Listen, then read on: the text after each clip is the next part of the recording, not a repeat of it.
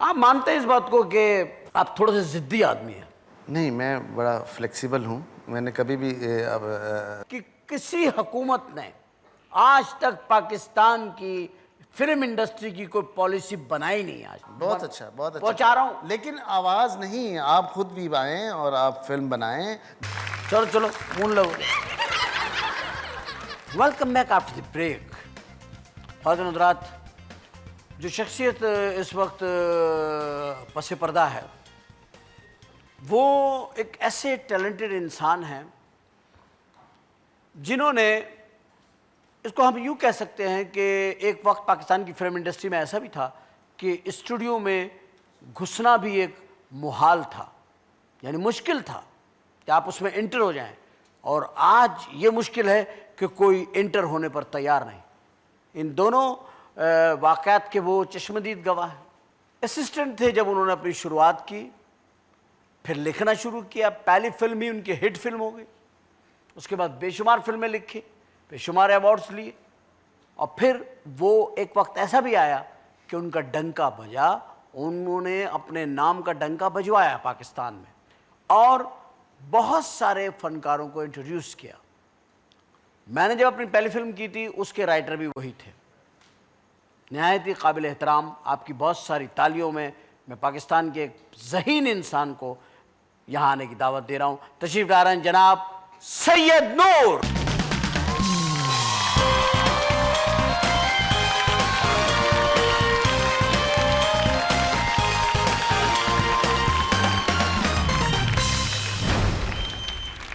Sir बहुत शुक्रिया, आपने याद किया। सर हम तो हमेशा आपको याद करते हैं और बड़े अच्छी तरीके से याद करते हैं। सैयद नूर साहब, मैं आपके बारे में बताया लोगों को, मैंने क्या बताया बल्कि दुनिया जानती है। बताने का मकसद होता है उसको एडमिट करना। आप मानते हैं इस बात को कि आप थोड़े से ज़िद्दी आदमी हैं? नहीं, मैं बड़ा फ्लेक्सिबल हूँ। मैंने कभी भी जिद एक बात पे आप अड़ गए थे पिछले दिनों में कि जी इंडियन फिल्में यहाँ नहीं आनी चाहिए। हालांकि आप में इतनी सलाहियत है कि आप इंडिया, आप हो गए, जावेद फाजिल हो गए, तो आप इंडिया से बेहतर और वैसी और जैसी इंडिया फिल्में बना रहे हैं, आप भी बना सकते हैं। नहीं, तो आप उनसे क्यों खौफजदा हो रहे हैं कि उनकी फिल्में ना आएँ? बिल्कुल खौफज़दा नहीं है। मैं आपको बताता चलूँ कि इंडिया इस वक्त जो फिल्म बना रहा है वो, अब आखिरी फिल्म जो उनकी, उसका हवाला देके फिर मैं अपनी फिल्म पे आऊँगा। ब्लू अगर फिल्म देखें तो वो 100 करोड़ की फिल्म बनी है। तौबा। और 100 करोड़ का मतलब है 150 करोड़ पाकिस्तानी, और पाकिस्तान में सिर्फ 1.5 करोड़ की फिल्म बन रही है और उसके भी पैसे पूरे नहीं। Very sad. तो कैसे कैसे मुकाबला हो सकता है? और मुकाबले के लिए आप ये देखिए कि आप सोच सकते हैं, आप मुझे अच्छा थॉट दे सकते हैं, मैं आपसे कहानी लेके उस पर अगर फिल्म बनाना चाहूँ तो मेरे पास वो ज़राए नहीं है कि मैं उस मुकाबले की, उस पाए की, उस जदीद टेक्नोलॉजी के साथ फिल्म बना पाऊँ। परफेक्टली आपकी बात यही एक, और कोई खौफ नहीं है। नहीं, आपने मुखालफत की ना कि इंडियन फिल्में नहीं आनी मुखालफत इसलिए की कि मुझे अपने लोगों पे एतबार नहीं है। वो सनमा ऑनर, वो एग्जिबिटर मैं कहा करता था और आज वो हो रहा है। मैं 2 साल से कह रहा था कि जब हिंदुस्तानी फिल्म आएगी तो कोई पाकिस्तानी फिल्म नहीं लगाएगा।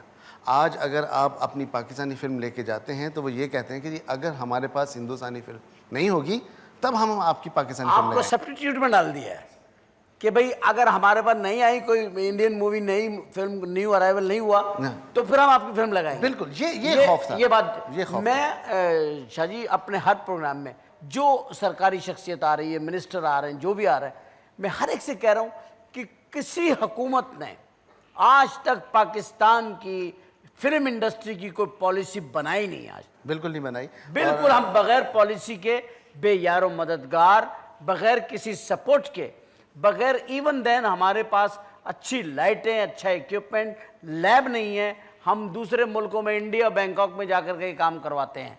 तो अगर गवर्नमेंट हमें ये बना के दे दे, ये बातें मैं हर जगह कह रहा हूँ। अगर गवर्नमेंट अब बना के दे देती ना उमर साहब, बहुत देर हो चुकी है।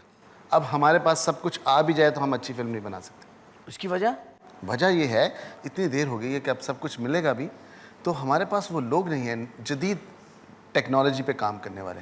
देखिए दुनिया में अब जो कैमराज यूज़ हो रहे हैं, जो एडिटिंग सिस्टम है, जो साउंड सिस्टम है, उस पर हम काम नहीं कर सकते। सही।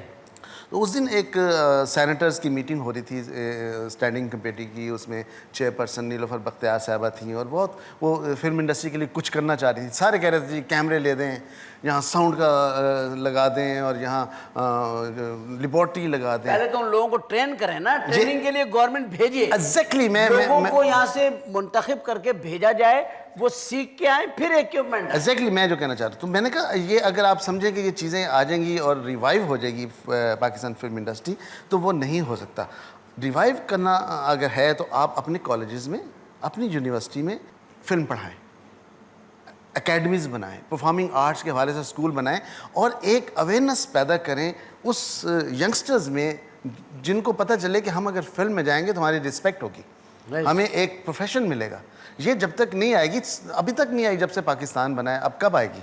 अब तो ख़त्म हो गई है, अब तो इंडस्ट्री ख़त्म हो गई। नए लोग आने चाहिए, नई कॉम्पलें फूटनी चाहिए, नई जो मैं समझता हूँ कि फ्रेश ब्लड की जरूरत। अच्छा, तो तब जाके ये होगा, रिवाइव होगी इंडस्ट्री। क्या ऐसा नहीं हुआ सही साहब के सब्जेक्ट भी हमने कोई अच्छे नहीं दिए? आप इसको भी माने। बिल्कुल, हमने अपनी ऑडियंस खुद खत्म करी खो दी है। हमने फार्मूला फिल्में बनाई, हमने बिल्कुल एक लोकल सब्जेक्ट पे फिल्म बना दी। एक गली के बदमाश का एक इंटरनेशनल लेवल के ऊपर या नेशनल लेवल के ऊपर आप फिल्म बना दें और वो एक गली का गुंडा हो मामूली सा, उसका पाकिस्तान के मसाइल से क्या ताल्लुक है? नहीं बनेगी। उमर भाई आप सही कह रहे हैं कि इसके कसूरवार हम हैं और आप भी हैं। मैं 3 नाम लूँगा जिनको मैं इस वक्त कोट कर सकता हूँ यहाँ पे। उमर शरीफ, मोहम्मद जुनैद फाजिल, एस सुलेमान। वो दोनों मेरे उस्ताद हैं, आप मेरे दोस्त हैं। आप लोग फिल्म इंडस्ट्री छोड़ के आके यहाँ बैठ गए तो वहाँ गुंडागर्दी वाली फिल्म बनेगी? क्या बनेगी? नहीं, जब हम कर रहे थे तब भी मैं तो जिस दौर में गया हूँ 92 में, उस वक्त 7 फिल्में लगी थी मिस्टर 420 के सामने। हाँ। और सारी गुंडों पे बेस्ड मूवी थी। तो नहीं चली ना, फिल्म आपकी नहीं चली। मेरी चली, लेकिन मैंने बहुत बनाई फिल्में, बहुत सारी बनाई, बहुत की, लेकिन वो जो चीज एक बेस बन चुकी है ना वहां, और वो एक सर्किट के लिए फिल्म बन रही है। देखिए, फिल्म को बनना चाहिए पूरे पाकिस्तान की, नहीं पूरी दुनिया के लिए। एक खास तबके के लिए नहीं बनना चाहिए और एक खास जबान के लिए नहीं बनना चाहिए। फिल्म को अब बनना चाहिए सबके लिए और सब्जेक्ट होना चाहिए सबके लिए, पूरे पाकिस्तान का सब्जेक्ट होना चाहिए। किसी गली मोहल्ले का सब्जेक्ट लेकर आएंगे आप, बिल्कुल, तो हिट नहीं होगा। बिल्कुल बिल्कुल। मकसद कहने का ये है कि मैं इस मीडिया, अब देखे ना फिल्म इंडस्ट्री में, अगर मेरा बेसिक है थिएटर, मैंने थिएटर से काम शुरू किया, थिएटर बनाया मैंने लाहौर के अंदर, फिल्में बनाई मैंने, सब कुछ किया। अब मैं यहाँ पे काम कर रहा हूँ तो ये मीडिया पे ही काम कर रहा हूँ, और यहाँ बैठ के मैं अब ये कर सकता हूँ कि मैं एक आवाज बहुत अच्छा पहुँचा रहा हूँ। लेकिन आवाज़ नहीं, आप खुद भी आएँ और आप फिल्म बनाएं। देखें, अब जो जहाँ तक मैं कर सकता हूँ अपने तौर पे, मैंने ज़िंदगी में जो कमाया है उमर साहब, मैंने वहाँ एक एकेडमी बनाने में लगा दिया है। अब वेल इक्विप्ड हो गई है वो एकेडमी, बाहर से सारी एडिटिंग्स आ गई हैं, साउंड आ गया है, वो सारा मैंने ला के लगाया है। और कोरिया से, ईरान से, यूके से, और फिर सबसे बड़ी पंजाब यूनिवर्सिटी के साथ हमारा MOU साइन हुआ है। और ये फैकल्टी जो है सब जगह से आएगी और यहाँ आके हम उसको करेंगे। मैं अपने तौर पे जो कर सकता हूँ। नहीं, मैं भी अपने तौर पे, ये अपने तौर की बात नहीं होती है। हमें सपोर्ट चाहिए, हमें सपोर्ट चाहिए गवर्नमेंट की। सर, जो काम गवर्नमेंट कर सकती है वो मैं और आप कितना कर लेंगे? कितना कर, या ये कितना कर लेंगे? आप शिप तोड़ती हैं, आप इंडस्ट्री तो बनाएं, तो 2 शिप तोड़ेंगी तो 4 फिल्में बन जाएंगी। देखिए, मेरा काम ये है कि मैं आवाज़ उठा सकती हूँ मुतालिका जगहों पे, जो मैं वादा करती हूँ आपसे। ये तो आप सपोर्ट करें। नहीं, क्यों नहीं, बिल्कुल सपोर्ट करती हूँ, क्यों प्लीज सपोर्ट करें। कतई। देखिए, बहुत सारी चीजें ऐसी हैं, हमारे टेक्नीशियन, अब तो खुदा भला करे ये प्राइवेट चैनल्स आ गए जी, जो जिसकी वजह से लोगों का रोटी चल रही है, बिल्कुल चल रही है। अब जावेद फाजिल जैसा डायरेक्टर वो इस इलेक्ट्रॉनिक मीडिया पे, आप भी इस मीडिया पे क्यों नहीं वो कर रहे हैं काम?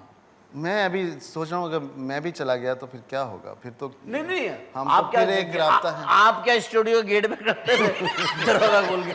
मकसद कहने का ये है कि आप इस मीडिया पे भी काम करेंगे, लोग देखना चाहते, काम तो काम ही है, स्क्रीन छोटी हो जाती है थोड़ी सी, मगर काम तो वही रहता है। नहीं उमर जी, हमें पहले फिल्म के लिए सोचना चाहिए और कुछ करना चाहिए। मैं इस प्रोग्राम में आने का मेरा एक मकसद ये भी है कि आज मैं यहाँ से एक इकरार लेके जाऊंगा आपसे कि आप फिल्म अनाउंस करेंगे और आप फिल्म बनाएंगे। मैं आपको ये वादा करता हूँ, जेंटलमैन प्रॉमिस, कि मैं फिल्म मैंने म्यूजिक बनाया हुआ है पिक्चर का नाम भी है दिल में कोई रहने लगा।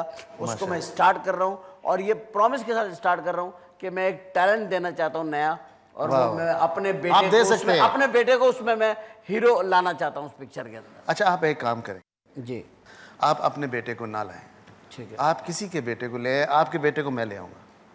अच्छा, मेरे बेटे को आप लाएंगे? मैं लाऊंगा। चले चले, ये भी तय हो गया, ये भी तय हो गया। राइट राइट राइट क्योंकि राइट। आपके बेटे को मेरा ख्याल है कि भटकना नहीं पड़ेगा, उसका अंकल है। अरे मेरे किसी के बेटे के लिए मेरा ख्याल है भटकना पड़ेगा, उसके लिए उमर शरीफ होना चाहिए। सब मैं हूँ, सबके लिए हूँ, सबके लिए मैं हूँ भाई। मैंने एक ये फिल्म तो अनाउंस कर और दिया, आई मीन बनाऊंगा इट, इंशाल्लाह। मैं जो कह रहा हूँ मैं इस पे पैरा दूंगा, मैं ऐसे नहीं बात कर रहा। मैं भी पैरा दूंगा, लालटेन लाठी जागते रहना। माशाल्लाह। अच्छा सलमा जी, आप एक बात बताइए, सैयद नूर साहब की फिल्में देखी आपने? जी हाँ, कैसी लगती है आपको उनकी फिल्म? मुझे तो अच्छी लगती हैं, क्योंकि मैं तो ये है कि वैसे इंडियन फिल्म्स भी देखती हूँ जब हिंदुस्तान जाती हूँ, टीवी पे नहीं। हिंदुस्तान में जाके देखती हाँ, है, उनको बताती है कि मैं हिंदुस्तान में आपकी- देखती हूँ। नहीं, सच्ची बात कर रही हूँ। हाँ सच्ची। बच्ची मेरी आपकी दिल्ली, मुझे जो सबसे अच्छी बात लगी है ना, जी हाँ, वो है सच। बिल्कुल। तो बच्ची मेरी चूंकि दिल्ली में रहती है, तो मेरा आना जाना बहुत है। उनकी वहाँ शादी हुई है दिल्ली में। वहाँ शादी हुई हुई है हमारे कजन की, मतलब फैमिली में। नवाब पटौड़ी साहब जो है, जी हाँ, वो उनसे कौन है आपके? वो मेरे ब्रदर इन लॉ हैं, शहरियार खान, जो कि भोपाल के वली अहद थे। और ये टाइगर पटौदी जो है ना, ये उनके फर्स्ट कजन है। माशा। तो करीना से आपका क्या रिश्ता बना? नहीं नहीं, अभी उनका नहीं ये कह रहे, ये ना करे, ये ना करे, ये अभी ना नहीं करे, बनना है। ये बात ना करे। अभी नहीं आप बना, नहीं खानदान में आ रही है वो। नहीं नहीं, देखिए ना, ये देख, अगर आ जाए तो भाई सर आंखों पे, जो भी आए, नहीं जो भी आए सर आंखों पे। लेकिन आप क्या पहले वो भी तो आई शर्मिला टैगोर?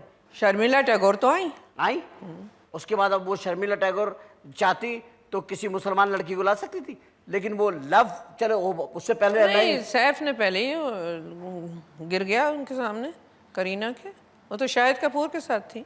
नहीं तो वो तो एक जमाने में मेरे चक्कर में भी थी।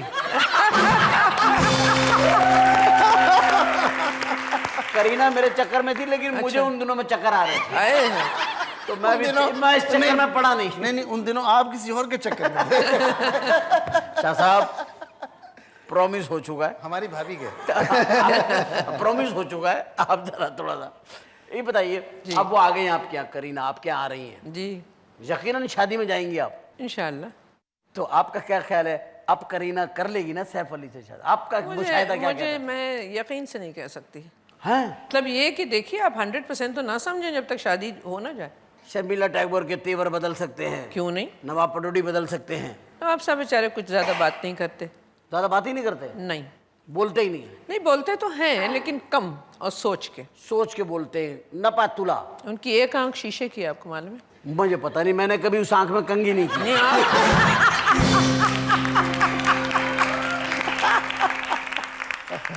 अच्छी बात है। हाँ। शर्मिला टैगोर तो उन्हीं को यूं अपने बाल बाल सही कर लेते हैं, उनकी आंख में। सरताज जरा मुझे देखना।